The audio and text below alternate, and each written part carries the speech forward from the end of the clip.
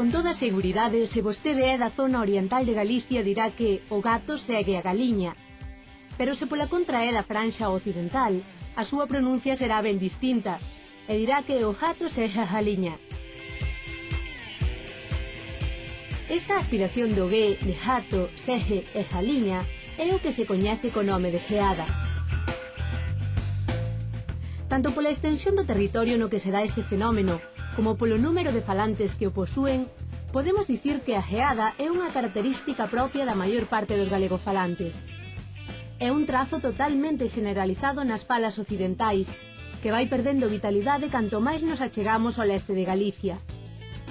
Moitos galegos, cando falaban castelán, non eran quen de dicir gracias ou luego, xa que reproducían a geada característica do galego.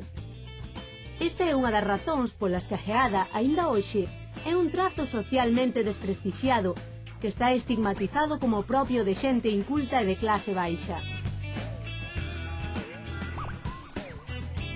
Aínda que é un trazo dialectal moi estendido, non se coñece con certeza cal é a orixe da pronuncia propia da geada. Algúns lingüistas creen que é un fenómeno antiquísimo herdado da fala dos povos que habitaban Galicia antes da chegada dos romanos. Por outros é un produto relativamente recente da evolución interna do galego. Pero tampouco falta quen considera, aínda que parece que con pouco fundamento, que a geada é o resultado da interferencia do jota castelán na lingua galega.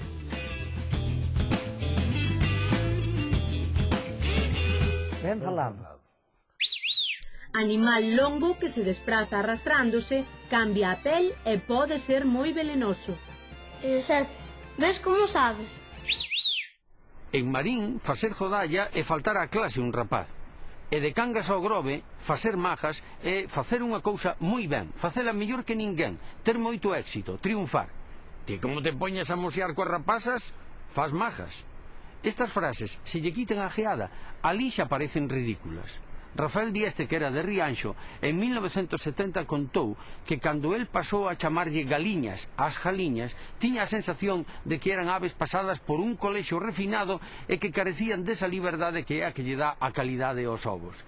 A geada é un fenómeno característico da Galicia occidental. Retrocede, pero é lexítimo perfectamente. Abur.